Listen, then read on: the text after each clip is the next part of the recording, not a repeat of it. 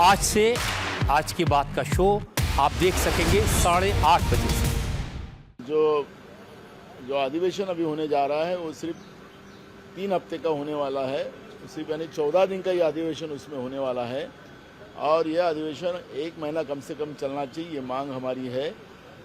महाराष्ट्र में जनता के कई प्रश्न हैं, सरकार उनकी आवाज़ सुन नहीं रही है और इसलिए उस माध्यम से लोगों की आवाज़ हम बनकर प्रश्न रखेंगे और सरकार ने वो विधानसभा में छुड़ाना चाहिए, ये मांग हमारी थी।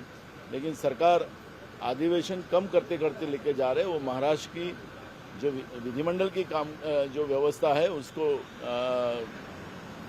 छोटी करना चाहती है। इस तरह की परिस्थितियां हैं। आपको याद नहीं होगा लेकिन आपने देखा होगा कि जो नड्डा इनके अध्यक्ष थे बीजेपी के, उन्होंने कहा कि हम स्टेट पार्टियां सब खत्म कर देंगे और उसी आधार पर बीजेपी अपना मंसूबा पूरा कर रही है।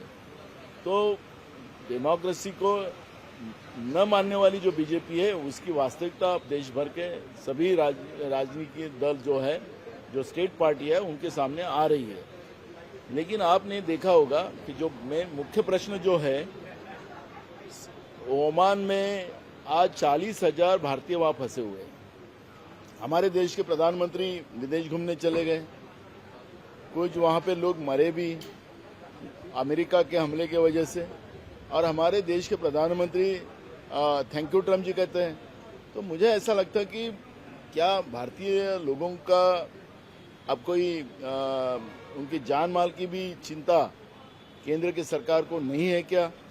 लेकिन हम आह्वान करते हैं कि जो ओमान में हो या वो उस एरिया में जो लोग फंसे हुए हैं, उनको सबको वहाँ से निकाल के लाने का काम देश की सरकार ने करना चाहिए और सबको जीवित हिंदुस्तान में लाया जाए, ये मांग हम लोग करते हैं। देखो, वो आपने देखा होगा कि जिस तरह से एक दबाव तंत्र का राजनीति, और बीजेपी ने उनके राष्ट्रीय अध्यक्ष पूर्व अध्यक्ष थे, उनने भी जो बात कही थी उसी आधार पर बीजेपी काम करी, जिसको लोकतंत्र मंजूर नहीं है। मेरे को लगता है कि अब बीजेपी के लिए और देश के लिए ये तोड़ाफोड़ी का जो राजनीति है, दबाव तंत्र का राजनीति है, हिटलरशाही की जो राजनीति बीजेपी ने लाई है, इसलिए वो सब चीजें अपने को देखने मिल रहा है। तो इसलिए मुझे लगता है कि देश की जनता की चिंता ज्यादा है हमें, और जिस तरह से देश को, देश की संस्थाओं को बेचने का काम मोदी सरकार कर रही है, बीजेपी कर रही है, उसके लिए हम सब लोगों ने अलर्ट होना चाहिए। ये भूमिका हमारी। महाराष्ट्र में आपने देखा होगा 2014 से जो राजनीतिक बदलाव आए हैं, उसका परिणाम ऐसा हुआ कि OBC versus Maratha, Hindi versus Marathi, आदिवासी विरोध आदिवासी, ऐसी जो अब शेड्यूल कास्ट विरोध शेड्यूल कास्ट, इस तरह की जो राजनीति महाराष्ट्र में शुरू हुई है, उसका महाराष्ट्र को तोड़ने का काम सरकार के माध्यम से शुरू हो चुका है। ये आप सब लोग देख रहे हैं। और इसलिए ये जो सफ़ेद पट्टियाँ, अपना हिंदी वर्सेस मराठी जो वाद शुरू करने का काम भी, तो इसमें सरकार का योगदान बहुत है।